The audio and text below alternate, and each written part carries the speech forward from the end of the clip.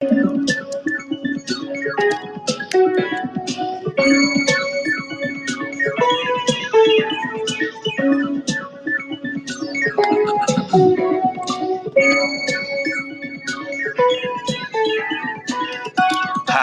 are museums doing? Co-host Roon Toon met up with Dr. Version at the Museum of Modern Art a couple of weeks ago, and I've been looking forward to hearing the whole story, which they are going to share with us today. Artist Journal, April 19th, 2023, broadcasting live from Berlin and New York City and probably Florida, where Dr. Version is, on Rug Radio via Twitter Spaces. My name is Adrian Pocobelli, and we welcome back co-host, artist, and conversationalist to the show, Roon Toon. How are things going? I always love your introductions. I just do it to pump myself up and everybody else.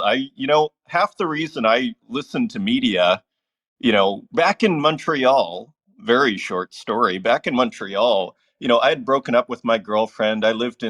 Or we had broken up, I should say, and I was living by myself, and it was my friend, the media, and so media for me, and yeah, so these radio shows and everything, that's what this is to me. This is a big radio show, which is kind of hilarious. Anyways, how are things going? Things are going great. It was a great week. Lots of Tezos people and NFT people in New York this last week. I got to meet up with Dr. Version, tried to meet up with Sabato, couldn't link up. Things were just a little too busy for me at that point. But yeah, it's been a very formative week. It's been a lot of fun. That sounds super cool. I mean, I completely forgot that you're in the same city as NFT New York City. So did you actually go to any events, or who did you meet up with again? I met up with Dr. Version, and then right. Just from Twitter, I saw all kinds of people were there. But, I had to work the whole week, and, I reached out to a few people. I reached out to Sabato, reached out to Die with the most likes. And then, unfortunately, Die was, headed upstate. So I missed him. Too bad. Sabato and I couldn't really, hang out. But it would have been cool next time. Yeah, he's a super nice guy. Yeah, anyway, that would be fun. I'm sure he'll be back. Oh, yeah, he's in New York all the time, and so is Sabato. But I had a great time meeting Dr. Version and hanging out. That was a lot of fun. We went to MoMA, followed by Christie's, and then we got some tacos and just hung out, talked art all day, which is great. Well, how cool is that? I didn't even realize you could go to Christie's. I saw the photos of Sabato and the other glitch artists there and curators over at Sotheby's. So you can actually walk inside those big doors, I assume. Yeah, I mean, I've walked by a few times, but I've never gone in until Dr. Version told me to, check it out. Well, let's bring in Dr. Version here. Dr. Version, welcome to the show. I'm so glad you guys are willing to do this. I'm thrilled to hear about it. And it kind of brings like a long overdue topic that we haven't really talked about too much, which is museums. And I think it's kind of fun. So, you guys provide the perfect opportunity with your visit. So anyways, how are things going? Great. Thanks for having me this morning. I am decompressing after a week in New York, trying to hit up as much as I can, and also my day job meetings. And I kind of coincided that strategically with NFT NYC for the events surrounding it. And there was a ton going on, super fun. And, meeting up with Roon Toon was on the list. Check that off. I was hoping to run into Sabato, met him before a few times in Miami and last year at the Refraction event, which this year was Refraction, Proof of People. I mean, I could go on, and I got to go to Sotheby's. And yeah, I encourage anyone who's in New York, you can just walk in, if there's a private event, obviously, but I've walked in and I've seen a whole museum show before at Christie's where it's like, damn, they have this Basquiat I've never seen before, and it's 16 feet wide, and there's guards there. It's really a museum experience. So don't be shy. Just walk in. Anyways, but yeah, that's what's going on with me. To be on the subject with museums, when I met up with Roon Toon, so we didn't buy tickets. I was messaging him the day before, like, whoa, there's like, you have to buy tickets ahead of time. It's timed. And maybe this is a COVID thing where they only allow a certain amount of people in at a time. And I was like, we were going to meet at 10, and we couldn't get into 1 or something. So we're like, let's just meet up, and we'll be there, and I'm sure we'll just get right in. So I don't know if I was late. I think Roon Toon, you were early, and you're like, sent me a picture of the line around the corner to get into MoMA. That is And I was like, are we going to be crazy. able to get in On a Monday. on a Monday at 10:30 And a.m.? in April, like, I mean, was it? Yeah, it was like early April. I mean, Yes, everybody's traveling. Maybe it was Easter. Was it the Easter long weekend? it is spring break for a lot of Okay, kids. so maybe it was So that, because that's what I noticed too. I could not believe it in Italy. How many people were out, and I was like, this is early April. Like, what on earth is June going to be like? So anyway, so that's super interesting. I can't believe it. I don't know if I've ever seen a lineup outside MoMA. I mean, I haven't been there that many times. So usually you just kind of waltz in. Yeah, I've never seen this yeah, before. Fascinating. So the Yeah. interest is there. yeah, Roon Toon, you want to tell us what was the next thing that Oh happened? yeah, I mean we bought our Uh, tickets on their website.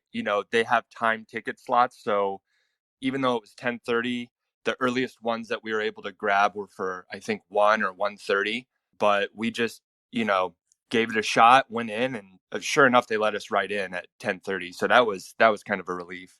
But yeah, we go in, we see the Rafik Anadol, which I shared in the spaces here. That's a thread kind of detailing some of my thoughts about the exhibit. And I don't know, maybe I just kind of misinterpreted this video that MoMA shared about the AI, how to see like a machine, which set me up to believe that there was going to be a whole exhibit on AI, but it was really just this one piece by Rafik Anadol.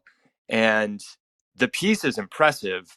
They crafted it really well. It's actually just this humongous, it's not a projection, it's a humongous like LED, I think it's LED lights, but these like LED panels that are connected to whatever computer they have it connected to.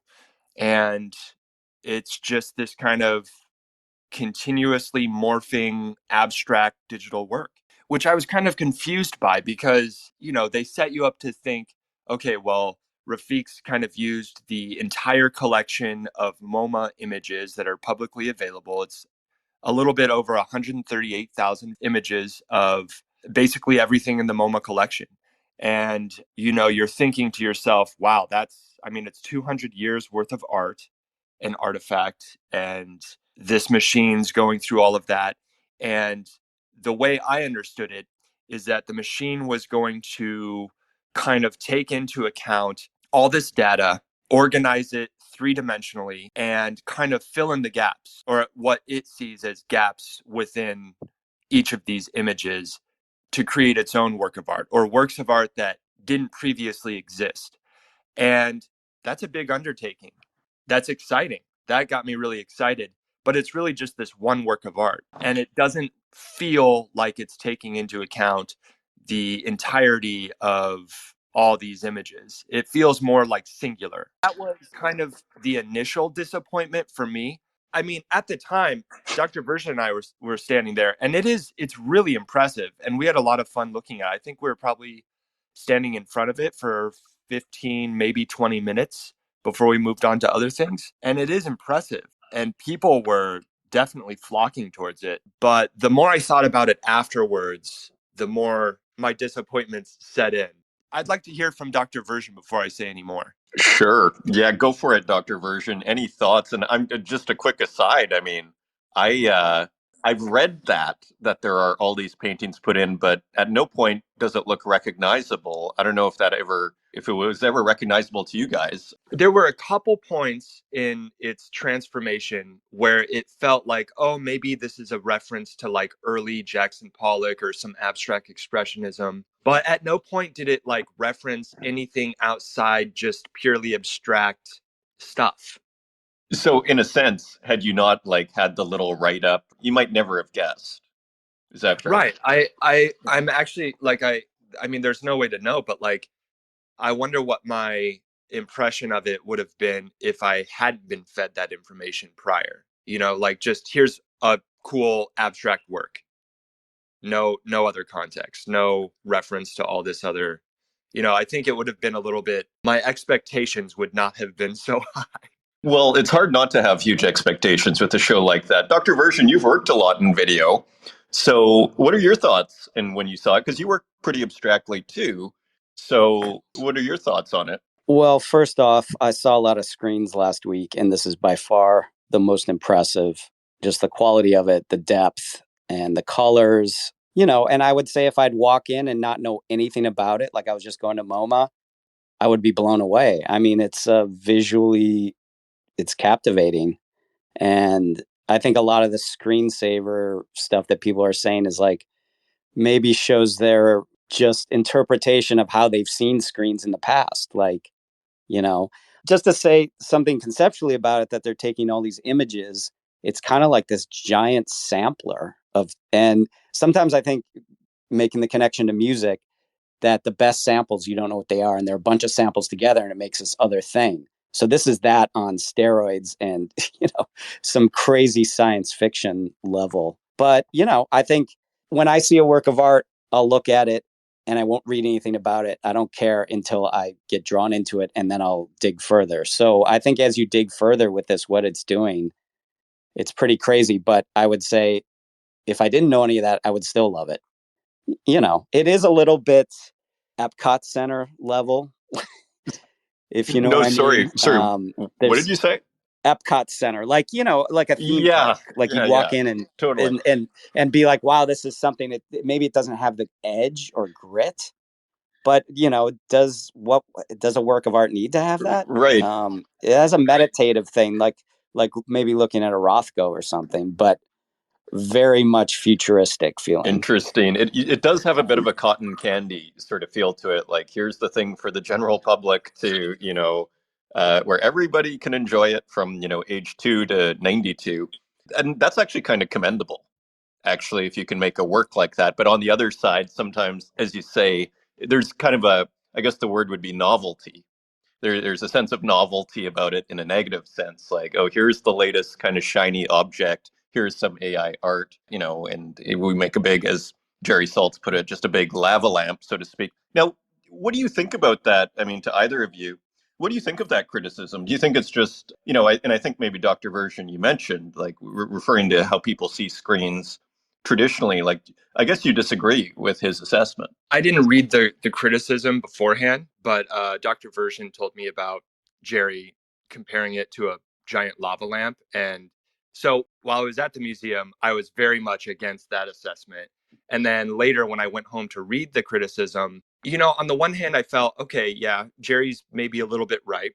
There were some missed opportunities, is how I feel about it as a whole.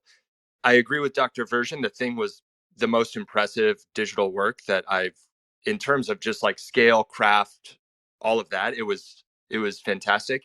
But yeah, there were a lot of missed opportunities. Comparing it to a giant lava lamp, I think, is a little too much. But overall, I was just kind of equally frustrated with the criticism as I was with the artwork for not pushing the conversation forward. It didn't do anything to help me engage with this conversation that we're supposed to be having here with art intersecting new technology, AI. Fascinating. In a sense, there's almost like kind of a deflection of the whole conversation in the criticism, let's say. Exactly. That is Exactly. fascinating, and a kind of an avoidance of what's taking place here and kind of coming to terms with that. Dr. Version, anything to add on that point? Yeah, definitely. I think Roon Toon is correct, where the review to me felt like clickbait, like, oh, I'm going to pan this thing that's really popular. And then I think a missed one thing he referenced a few artists, which I didn't know from the early 2000s, but someone he didn't reference in his review, which I think is like, how could you not give this connection, is Ryoji Akita. He's an artist that uses data and sound and black and white and like 0 and 1 and giant scale projections, immersive experiences. I saw something at the Park Avenue Armory maybe 10 years ago. And I think that is farther along than this Rafik piece in a way, maybe not in how it's put together and it's not using AI, but that was incredible. And like a little bit more, holy, you're really immersed into this thing and it's a little bit more challenging. So yeah, I disagree. And then Jerry Saltz, I mean, I haven't read any of his stuff. I've read reviews over the years, but maybe this shows his relationship with technology I in was some going to way. say maybe it shows his age, but then I thought maybe you're trying to I, put it more artfully. Yeah, but I've seen posts. I really don't understand. Like, you can't make a cup of coffee and stuff like that. Like, I know it's kind of a joke, You might be onto something. Maybe it does have like maybe there's no sense of how this is made. And that's probably part of it. And if anybody wants to join the conversation, just put in a request to speak. I will bring you up on stage. Maybe someone else out there, and welcome to everybody who's shown up here. Maybe someone else has seen it and has comments. And I guess before we move on, because I want to actually hear about the rest of the museum and just your thoughts in general. But before we move on, I guess it sounds like to me, from what both of you are saying, the presentation was like 120%. Like it was a top-notch presentation of a digital artwork. Does that sound accurate? Definitely. The presentation, the craft, it was all, I mean, you can see from some of the videos that I shared that are also just, publicly available. Dr. Version has a great time lapse that he shared. It is really cool. I would have liked to see a more in-depth, like I feel like it could have been a whole floor of MoMA could have been dedicated to the technology and what it can do. And, some of my thoughts that I shared in this Twitter thread was like, imagine just variations of what the AI is able to do if you isolate certain data sets, and maybe like, what if you had a version of this work that was referencing, you know tagged images that include only women artists or only black artists or only art from 1920s, just like, it would have been cool to see the extent to which this can create new images instead of just this one singular work, which really didn't change a whole lot. Interesting. Yeah, uh, go ahead. but it did cycle through. Remember, it kind of It did. shifts. Which, just to add on the presentation, like, I would have rather seen this smaller, and like 10 of these in a room, where, because you walk in a moment, it's busy, and it feels like, hey, this big, massive intro, and then have a little bit like it's in the lobby. And I know that's because of the scale of it. So I would have preferred if it's like maybe all the different programs in one room, smaller, where you could enjoy it more. But as packed as MoMA is these days, it's hard to find anywhere not to bump into someone. It was pretty crazy. Interesting. Again, the busyness I find super interesting. And from what you guys are saying, like, do you feel that and here we could, I'm just proposing a criticism. You don't need to agree with it. I get the sense that perhaps what you guys are saying, though, is maybe it was just a tad superficial in its treatment of AI. What do you think about that? Yeah, I mean, I think the concept was there, the presentation was there, but yeah, maybe it did kind of, you know, take a little bit of a shortcut with everything it chose not to do. I think it's the problem was it was just a singular work. It's really hard to Hmm. make all of it happen with one singular work. It was also just a little convoluted, the whole thing, because in addition to this whole, taking this entire data set from the MoMA archives, the image would shift based on sensors that they had in the lobby. So sensors for light and movement and the weather outside were kind of taken into account for how this thing was going to transform, which I don't know that added anything of value for me personally. Well, that's fascinating. Yeah. Yeah, so they were actually, so the people in the room affected the artwork. And I've seen pictures of the screen where I see diagrams. Like, is it always the abstraction? And then we'll move on to the rest of the museum here. But is it always the abstract, quote unquote, lava lamp thing? Or does it actually go to diagrams I sometimes? Does it I show its think process in a sense along the way? there was a small monitor that showed kind of the brain of the machine working in tandem with the display. But when this thing would cycle through and like start over, it would show the that what was on the monitor briefly. Let me see if I can share that here. Okay, awesome. So links are being shared. Dr. Version, any sort of final thoughts on the AI work in the lobby before we move to the rest of the museum? Yeah, I don't think it was really evident that it was doing all this stuff. And to make it effective, they need to show what it's doing, because you're just like, you can't really decipher that it's dependent on the weather and movement in the space. And, you know, they could be just saying that. Like, I, it's not evident that that's what was happening. Interesting. And would they show like computer code, or what exactly were like, how do you guys know? I mean, I'm just kind of making assumptions and connections based on what MoMA shared on YouTube through this video, the stuff that they have. They provide a lot of information on their website, which is great, but it seemed like there was a bigger talk on what this exhibit was than what it ended up being. I mean, first of all, the name unsupervised, it felt very not it felt very supervised. But yeah, this monitor would show these kind of like morphing bubbles, which I assume are like data sets. And then there was all these little like I don't know. There was some code though that was running beneath one of the on part of the monitor. Well, I mean, it's fascinating to hear firsthand accounts of this thing. And of course, for anybody that hasn't seen, and again, big shout out to everybody that's here listening: Rosetio, Martin, Joe, Rennie Fish, Flora, Sid, Joe, Josh, Klaus, everybody.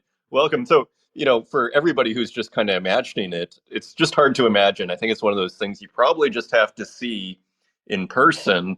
So tell us, I'm actually dying to hear, maybe even weirdly more so, I'm dying to hear about the rest of the museum experience. You guys walked around, right? Oh yeah, we saw the whole museum, but we went straight to the video installations, which were on the top floor, and the whole top floor was all this exhibit called Signals: How Video Transformed the World, and that's where I felt I was the most inspired by what MoMA had put together, and they exhibited all these artists, all of whom, except for Namjoon Paik, I had never heard of before, who used video and cameras and all of this stuff as early as like maybe the 60s. There was one in there that was from 1969 that was just incredible. But I really liked the different ways they were using a variety of screens and a variety of these digital screens to show different kinds of work. It was really impressive. Yeah, and you've tweeted quite a few photos of that too. So I assume if people go to your feed, they'll be able to track that down. Maybe you want to retweet it Yeah, here, and I'll just or share it in or the feel free to post it. Yeah, exactly. Dr. Version, you're a video artist. You have a lot of experience in this regard. Did you know that this show was on, the video show? I did not, but I was going to New York, so I was seeing what was at the museums, and definitely on my So list. So perfect, right? I mean, yeah, Yeah, you must yeah. have been thrilled. I remember I'd never heard of Zigmar Polka, and then I ended up at a retrospective, kind of a famous show actually at MoMA, and that was like a kind of mind-bending experience. I was like, who on earth is this guy? So anyways, tell us your thoughts, Dr. Version, on the video show. It's interesting to see some of these ideas that now are just part of our lives. And Roon Toon, thanks for taking notes, because I don't remember the artist too much, or I didn't document it like I should. There was a piece that was like a video on in LA, and then somewhere in a different city, where people could talk to each other live, pretty much a Zoom call. But this was done. Roon Toon, I don't know if you have the details on that, but it Unfortunately, I was. don't know if I got a video or photo of that particular one. I mean, there was so much there to share. And unfortunately, that Twitter thread that I put together with all the, documentation of that show. Oh man, I'm so disappointed because Twitter has limited their, the shareable images to max like 5 MB. So I had to go through and edit every single one of my videos, every single photo.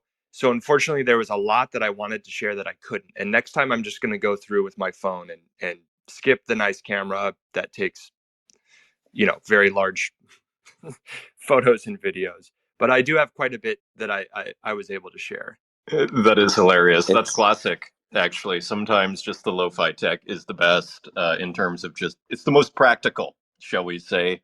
Dr. Version, though, you must have been inspired by by works. I mean, or were you? Were you inspired by anything you saw in the? Could you guys describe it for us a little bit? Like, was this the second floor, and then it was mostly? It looks like it was a lot of TVs and screens. Like what was the show? It was a variety of artists who use video in different ways. There are plenty of, there are a lot of themes going through everything from surveillance to data mining, you know, all of this stuff from the political to the existential. And what you saw was video artists all the way back from the 60s to the present, mostly older stuff though. Like this Frank Gillette that I shared in the spaces. That's from 1969. And what I thought was interesting, both Dr. Version and I picked up on this, is when you look at the date that the art was made, you see 1969 and then you see 2022. And so you're dealing with a lot of technology that simply, I mean, I'm assuming that the original screens that this was shown on were like maybe tube TVs that burnt out, that cannot be replaced. So they had to pivot and find an alternative. So you see all these like descriptions of the different materials used for each piece, which often, we're used to looking at maybe say an oil painting and you just see oil on canvas. But for each of these works, there would be like a paragraph of materials used to display the work. So you would see everything from, these standard definition displays to surveillance cameras being used to all these different kinds of retro screens and even projectors. There were a variety of different displays used. And actually, here, let me see if I can share my favorite one. I believe this was one of Dr. Version's favorites as well. But projections onto paper was an excellent solution. Actually, here we go. Let me share this one. These were my favorite. It was something I'd never thought of before. And I mean, I've heard of people using projections to project onto an artwork or onto a canvas. But what was nice about these paper projections is that the projectors were behind them. So it was almost like seeing, like a television screen, but instead of glass, like you're taking into account the texture from the video footage combined with the texture of the paper. And it resulted in this like very rich display, which honestly you can't capture on video or on camera. So even though I took some photos there, seeing that in person was fantastic. And that's something that I would definitely try to do myself if ever given the opportunity. Okay, so definitely inspired you. Oh, yes. Interesting. And what was the purpose of the show? Like, was it like a kind of bring people up to speed of the history of video art, or not? I think overall, it was just kind of exploring these themes about how video and screens are everywhere today Oh, and what that means. So they're exploring that. Obviously, social media and data mining were like a side conversation, but this was a lot of it was stuff from the 60s, 70s, 80s, 90s. That was the majority of the work. And so I think, to bring this back to the original theme here, our museum serving us, what's nice about places like the MoMA is they are able to archive a tremendous amount of artists. And a lot of times, there's work that is just sitting in there in storage that really only gets to come out and be on view for themes like this. And I get the feeling that this was a strategic show to put on in tandem with the AI exhibit because I don't know, I feel like they probably know a lot of people who might be interested in AI would also be interested in this work, and it definitely worked for me. But it was a lot to take in. There was everything from anti-war sentiment to artists who were responding to, the Chinese government and, anti-censorship sentiment. And then there was stuff that was simply just exploring video art, like what Dr. Version brought up, that original piece, which was kind of like, to compare it to like FaceTime or a Zoom call, where the artist had a camera in LA and a camera in New York, and the viewers at the time were able to see, people from the other city from that exhibit. I mean, really cool stuff. It's pretty fascinating to think that artists might have been the first to actually make the Zoom call, or at least an early version of it. That's pretty impressive. These, artists from whenever this was, the late 60s, 70s. Dr. Version, what was your assessment of the video show? And like, do you go back to your practice now? And if anybody doesn't know, Dr. Version makes beautiful video art. Did it change or impact your process at all? Did it give you ideas of things you could do? Yeah, I think mostly with how it can be presented. I love the variety of how these things were displayed. I mean, I think there were some that were on iPads. There's some on like these old little maybe monitors that are used on a production field, old tube TVs. But like Roon Toon was saying, the one that we really were like, holy shit, this is such a great idea. Taking a projector and a piece of paper, projecting onto it from the back. I couldn't believe how crisp it looked and like organic. Because I've been trying to figure out how to display my collection at home, and I'm just looking at it on my laptop. I need to figure out a way, and I think this would be one to do. And also, when you go to events around, you're seeing, NFTs in galleries. I haven't seen this type of variety. There are projections and then there's screens, but it's cool to see the wires purposely out, and like there's not just one way to display video and art. Maybe that's part of the art too. But yeah, I have some photos too I'll post later today about with the paper and the screens, so you can see how simple it is. It's kind of like low tech, high tech together in a way, which we were talking about that too. But yeah, it was great seeing that. That was the most inspiring part to me. And then also, I think Roon Toon, we were looking at a piece and we're like, whoa, this looks like an LB or something. Like it had that feel of one of his pieces. I remember that. Yeah. That I think that was done in the 80s. Right. But What's yeah, funny is it was a work that was done, you know, at the time, which we have this love of retro tools over here and retro content, like the Kurt Hustle Collective, who I think, yeah, there they are. And this was a work that was made in real time of its own time, and it felt like a lot of the stuff that we see today. That is great. It reminded you of some of the NFTs that we look at here. And I'd almost love to see Kurt Hustle Collective. Big shout out to KHC there on one of those retro TVs. I mean, it's something you mentioned very early on in one of our early spaces, Roon Toon, is how you'd love to, NFTs. We should put a show together where we show stuff on like a Nokia phone and this sort of thing. And it almost sounds like a similar kind of idea was going on there.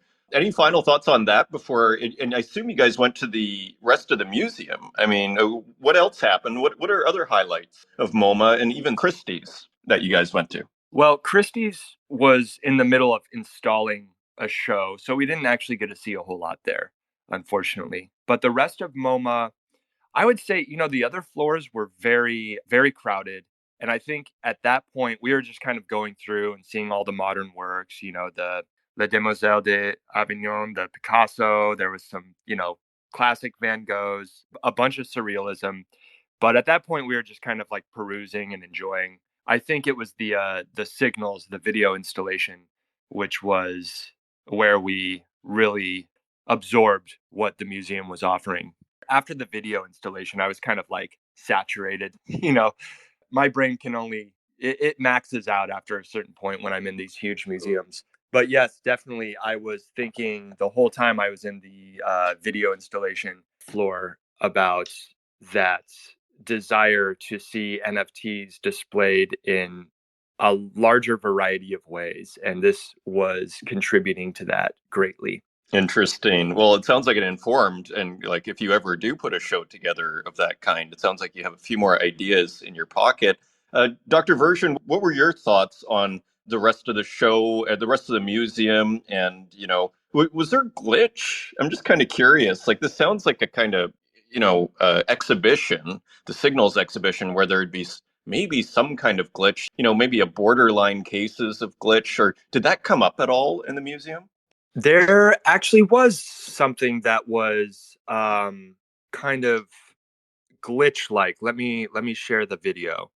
It's kind of funny because with this whole Sotheby's glitch thing that happened, the whole kerfuffle a few weeks ago, it made me realize that maybe it kind of gave me the sense that maybe a lot of these glitch artists haven't been, recognized, but then it gets down to these ideas of, well, who kind of started this glitch thing? And I don't know enough about it, but I imagine there must have been some overlap of some kind in that exhibition. Yeah, so the two that I just shared to the spaces, this like kind of dancing figure, that was by this artist named Sandra Perry. I'll type this into a comment later, but the work was called Double Quadruple Etc. Etc. 1 and 2. And there were two, so these look very similar, but there were two projections onto what looked like maybe a large canvas. And the artist, took a video of themselves dancing, or someone dancing, maybe it's not Sandra Perry, and then used the fill tool to like kind of white out the figure. So all you see is the hair and like these little like kind of the essence of the body in motion. So in a way that's kind of like, to me, that references glitchy stuff. Whether or not, you personally consider that to be true glitch or not, I don't know. But yeah, this was something that got close to glitch work, and I think that this one was done in 2013. So, you know, they're ahead of it here. Right.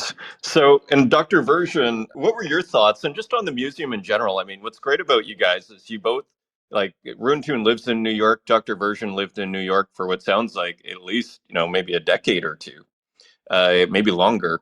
What were your thoughts on the museum? Because you guys have probably been to MoMA quite a few times, and every time you return to these kind of big institutions, you kind of have I guess it's just what it is. Like, I guess to answer our question of the day, how do you think they're doing? Dr. Version, give us your thoughts. Personally, I was disappointed because I'm always on the lookout to see Roberto Matta. I've seen all the Mattas, I think, over the years at MoMA, but they were all in storage. Uh, That's hilarious. I mean, so I always, surrealism is in. Like, I mean, you see, like the odd little news article, young collectors like surrealism, which gives us all hope. So that's anyways, continue. yeah, and I've seen all these paintings before. Yep. I don't need to see a Pollock ever Yeah. again. Yep. The Rothkos I always love. I will look those. But then there's artists like I always wonder, like Clifford Still. I don't know if you're familiar with that Yes, painter. definitely. It sells for ridiculous amounts of money. I mean, Yeah, I've never been drawn to it. I always walk by it and I almost do a test, like let's see who stands in front of it. And there's literally most of the time people walk right by that that is thing hilarious. at MoMA. So it was Mhm. crowded and we've kind of seen it all before. Sounds like a jaded New No, but I Yorker, think but this is I perfect, Dr. Version, because I think that's almost where I was going a little bit with the questions. It's like, okay, as I was saying in one of the earlier shows, like they just put a Gerhard Richter show here at the Neue Nationalgalerie in Berlin. And it's like they keep showing the same 30 artists, basically. And I mean, and I'll be fair. I mean, Signals, I mean, they probably brought in a whole bunch of other artists that they've never shown before. So I don't want to overgeneralize. But I think it's interesting what you're saying because part of the reason, like to bring it all back home, part of the reason I'm so excited about the NFT kind of digital scene is it's novel imagery. It's new. It's absolutely, and we've just seen it. I love Van Gogh. I love Rousseau. You probably saw that beautiful Rousseau. I imagine they had it up. And, you can definitely appreciate a Picasso, but it's just kind of like, here we go again, right? Yeah, I would say too, if you can go and look at, I think everything the MoMA has or what they have on their database, maybe not everything, but they're sitting on a lot of stuff where you're like, why don't they pull this one out?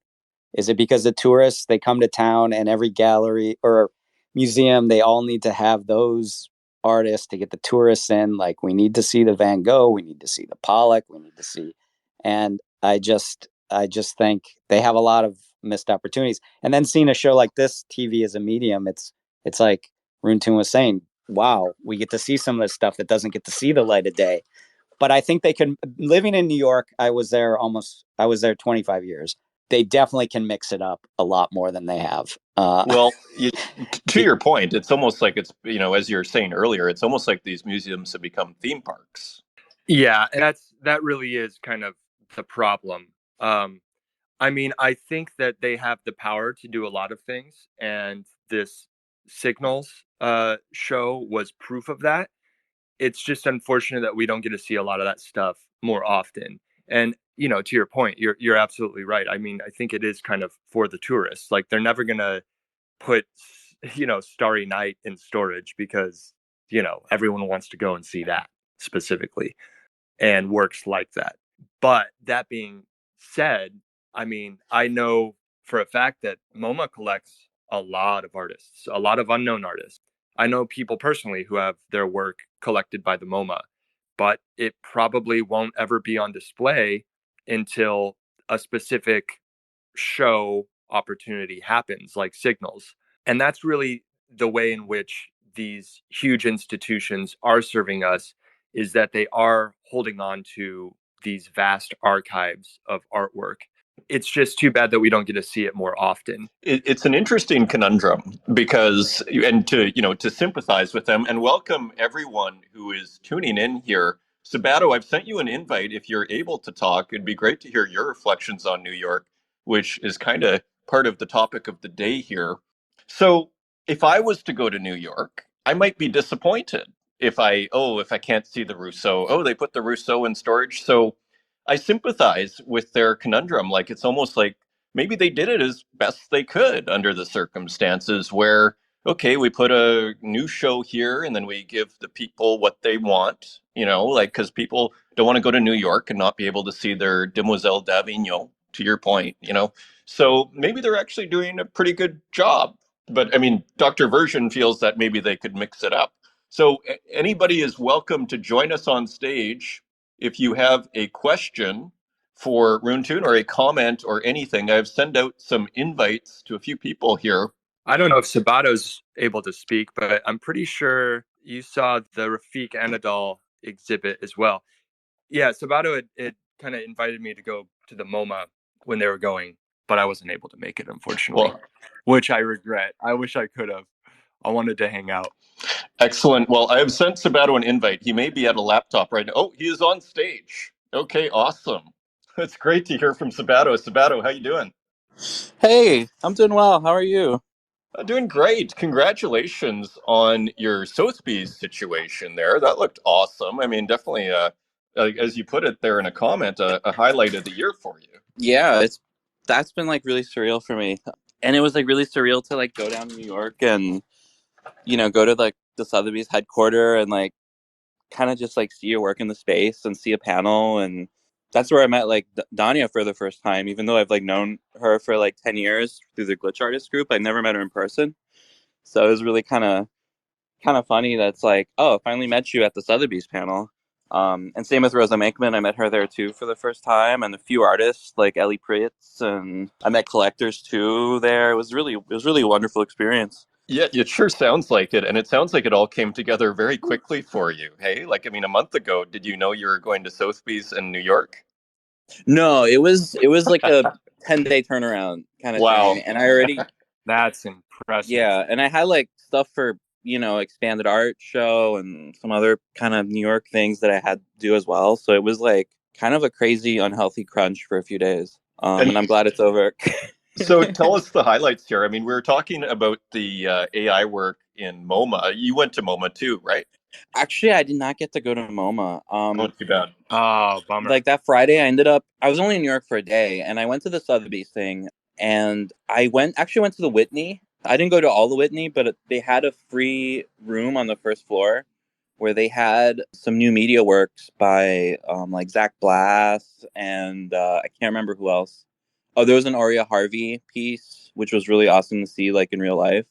What kind of work is that for those that might not know? I've never heard of those artists, but I'm sure they're probably very well known.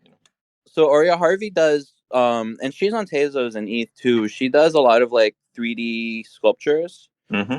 and a lot of the works is kind of based on like Black history. She did a really interesting AI piece on the slave ships that was released with the first, like, I think it was called AIAD show back in fall of 2021. I feel like I have seen that. Yeah, perhaps I've seen that. Yeah. I feel that one kind of made the rounds on Web3 Twitter. Yeah. But yeah, she makes some really beautiful like 3D GLB pieces. They kind of look like classical sculptures, but are like influenced by kind of like Black history and mythologies. Yeah, there was also a Mohsen Alahari piece, which kind of has a similar vibe. Like she's like Iranian and she does like a lot of like Persian mythology and turns into like kind of like 3D sculptures and new media pieces. It was really cool to see both those artists live, like their works live. And then Zach Blast does like kind of like critical new media work about like facial recognition and AI technologies and surveillance. And he had a piece that was kind of like the story of Taylor, the what's it called, the Microsoft AI that was released like 5 years ago that started calling everyone like racial slurs. I remember that. Yeah. Yeah. Yeah. And so he made kind of like a piece about that, and it had some like older AI visuals, which was kind of cool because I was like, oh, this is like Deep Dream from 2015 or 2016. But they were interesting. The setups were really cool. So I was with Oxeye, who kind of works with fabrication for Art Matters, and so he was like looking at all the screens and how everything is built, and was like analyzing it. So it was fun. How was the Whitney? I mean, had you been to the, like, I mean, I call it the new Whitney. It's probably been there for like 6 or 7 years, I'm guessing, in that location. That's how long it's been since I've been to New York. What did you think of the show and just everything that they're doing? Were you kind of happy? It was great. I mean, I only saw the first floor because it was free. I didn't pay to go in the rest of the museum. Just out of curiosity, and I'm curious about MoMA tickets too. Like, how much was it to go into the Whitney these days? Like $20? They're both expensive. Yeah, 25 to 30. Wow. Yeah. 30 US. Wow. Well, I think MoMA has free Friday still, though. I'm not sure how that. Oh man. That must Yeah, be a they do. madhouse though. Yeah. I can't. Yeah. It's Not Yeah. not worth worth it. Exactly. And then, sorry, continue, Sabato, on the Whitney. Yeah, I mean, I can't say much. I can't speak much about the Whitney because I didn't go through the whole Right, thing. right. It was also my first time at the new building. Okay. It was, it has that like industrial, like kind of raw vibe, kind of like the Pompidou, Mhm. in terms of the architecture. So you said you saw someone from Art Mater, and I think Dr. Version went to an event with them as well. Do you remember the Pocobelli? We were talking about them a while back with the Tes nouns and the paint plotter and Oh, of Matthew course, stuff. the paint plotter. Yeah, that Yeah, blew all our I minds. Yeah. unfortunately, yeah, I wasn't able to attend that, but Dr. Version, were you able to go to that event that you had told me about with Art Mater? And Sabato, you said you met up with someone from that company? Yes, Oxeye is. I think he's like project manager with them or some kind of fabrication manager. Like he recently started working with them. He also has like amazing art on ETH and Tez. Oh, you spell it, the name is OX3Y3. Right. I think some of you would Yeah, recognize he's pretty him. well known, I think. But yeah, he's a good friend and lovely human being. But yeah, he helped kind of set up I think they had a Zancan show at Art Mater that I missed. And I missed like a lot of stuff this time just because of just like stress and mental health stuff. Yeah, sorry, I don't mean to laugh. I mean, yeah, just you must have been No, it's under good. the gun. It's better to laugh at Yeah, it. like, I mean, it sounds like you're under a lot of pressure, and like, and you came. Did you fly, or I assume you flew? It's not like you're going to take a train from. No, I actually took a train. I live in Western Mass, Oh, so it was right. I was just thinking like Seattle. Right, right. it's just a drive and a train Okay. away, so it's actually not very far. Yeah. Did you go to any NFT New York City stuff, or was that almost just kind of incidental to your situation? It was mostly incidental. I had a friend invite me to the Jack Daniels after party on Sure, Friday that night. sounds fun. The way things are in New York City, everything is so spread out that it's like really hard to actually like go to multiple things without just kind of going across like three boroughs. Right, I can speak to that. It is a nightmare. It's just so dense. Yeah. It's so hard to get from one place to the next. Yeah, I'll Yeah, jump in here. yeah. Getting to Art Mater was way out in Red Hook, and yeah, it's not an easy place to get. And I just want to say congrats about it. I wish I would have ran into you this time, but I know you were there only short time. Oh, same Dr. Version. Yeah, I really love the video you posted with that like swooping intro into the space, and I really appreciate you sharing that. Oh, thanks. Yeah, that was a trip. I gotta say, I'm going up to Sotheby's. I'm gonna see a Sabato. I'm gonna see a Tukes. I'm gonna see Sky Goodman, some favorite artists, and yeah, and then walking in, and there's Empress Trash. Let's glitch it. Inavare or Inavar. I'm not sure how to say her name or their name. But what did you think about the screen, Sabato? I'm going to be biased because my work was 1080p originally, so my work looked great on the screens. I know other artists kind of had some criticisms about them not being 4K ready or just like Like one screen turned off, one screen was like sideways. So I feel like they could have done a little bit better in terms of just like how the screens were set up, especially compared to some of the other NFT shows. But I wouldn't say it's the worst. I kind of like the space. And regardless of like, just like, this was one of the events that like if I posted it on Facebook, my Brazilian aunties and their friends would like tell each other. And then I had people from like, that I never talked to in like years just stop by Sotheby's and look at the art. So there's that like, it's a give and take, I think, in terms of just how the shows are set up and, how good they are. I love that detail of like, because it is kind of a, hey, mom, look at me moment, like, hey, I'm at Sotheby's, mom. I mean, maybe that was one of the biggest benefits of the whole thing. I mean, Absolutely. yeah, I mean, Yeah. I mean, like the older you get, the more you're just like, and maybe my mom's listening. I should look here. I don't see Lorraine. If you ever see Lorraine, that's my mom. She'll probably look later. Banana Cake, you've been waiting patiently. Welcome to the show. Where are you calling from? Okay, Banana Cake. Just let me know if you are back. And so, anyways, so I guess as we wrap up here, we're kind of wrapping up. Any final thoughts? Any big thoughts, Sabato, on just your whole experience as you look back now? It sounds like it was rushed, but any big thoughts from you? It was a bit rushed. I don't know, like I love these NFT events. I love running into everyone. I wish they would plan them for the weekends, and I wish they would make like more of the gallery shows a bit more family friendly. Um, Interesting. because I would love to bring my partner and kids, but it's like you work during the week. It's like you can't really bring them down for that. That's always my one criticism is that it's like, I think these events are planned for like a lot of, kind of like, it's like an industry conference. People want to go drinking in the weekday night, but I think you need both. I think for the artist, it's like sometimes we want things that are a little more chill and just a little more slow and open. So But by family friendly, you mean in terms of the time, like maybe put it on a weekend. in terms of But times, yeah, I think it's more about times and duration. okay, Like, I would love to bring like my partner to a refraction party, but they're always on a Tuesday night, and it's like can't. It's hard to like bring a teacher down to that. exactly. Uh, Yeah, but in terms of the content, you're cool. It doesn't need to be more family friendly. no, in terms of the content, I think it's Okay. fine. I think it's like I think every time there's a New York party, Lorna Mills makes like the most. She finds like the most outrageous porn to make a GIF out of, and it gets shown, and then there's at least 10 people that are like, "Oh yeah, I was with my kid, and they saw your work, Lorna." I can't wait to meet her. And I think that's like a Yeah, ritual. It's like an art ritual at this she comes point. to Berlin every so often. She was actually in town a couple of months ago. She sent me a message. She's like, "I wanted to come to during my show," and she's like, "I wanted to come, but I Oh was my like." god. Super, I don't know what she said. I don't want to put words in her mouth, but she was drinking. Let's just put it that way. Yes, yes, she's fun. She's like that's the thing. Like so many of the artists you meet are like really lovely, wonderful people to hang out with and talk to, and I think that's like the real treasure here is just like the community. Seeing each other and talking shit and catching up. That kind of Meeting thing. people in real life, right? Like, I Yeah, mean, because it's kind of like even just seeing those pictures of you guys, like it kind of brings it all back home. Because a lot of us kind of really know each other from Twitter. I mean, right? I absolutely. mean, it's kind of very Yeah. lo-fi. So it's kind of nice to, this is real. There's real things, and then there you are at Sotheby's out of nowhere. I love it. I just Yeah, absolutely I love it love too. that story. Well, thank you, everybody. Dr. Version, any final thoughts for us? Big picture thoughts as we wrap up here. It's always inspiring to go to New York, but it was kind of like too much going on in too many different places that you try to make the most of it. I guess one thing to say just on the museum front, the Orlando Museum of Art, where I live now, I live in Winter Park, which is right next to Orlando.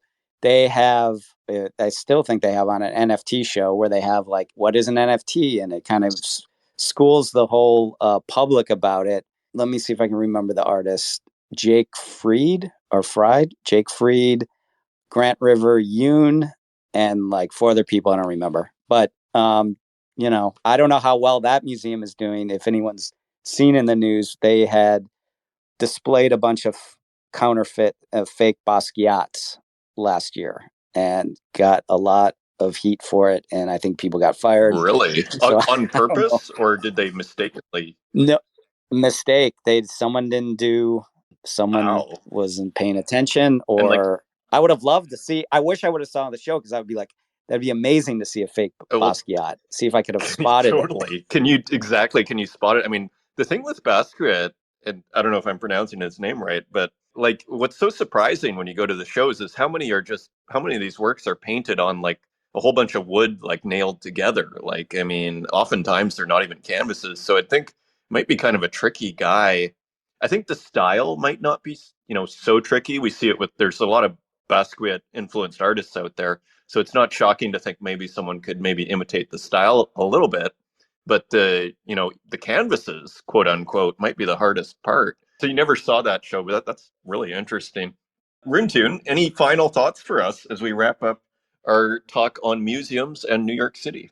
Yeah, maybe New York isn't the greatest place to have these conferences, because I think everyone was kind of having a frustration with transportation and time and energy. I know for myself, even just living here, it's hard to get to everything. I didn't like request any work off to attend stuff, but yeah, I made it to like some Tezos summit. But I needed more of a social environment for me to feel satisfied with any of the happenings around here. So hanging out with Dr. Version was a lot of fun. I wish I could have hung out with you, Sabato. But yeah, anytime you're in New York, Yeah, me always too. open invitation to hang. Let's link up next time I'm in New York.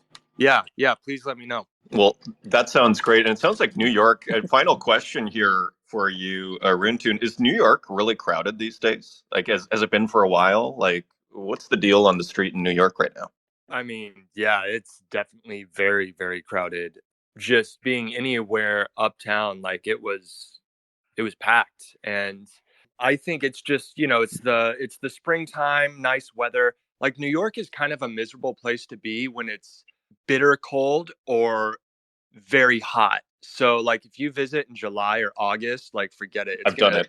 Everything's gonna I've done stink. it. Yeah, The subways are it miserable. is. You're gonna sweat more than you ever sweat in your life. You're gonna be Yeah. filthy.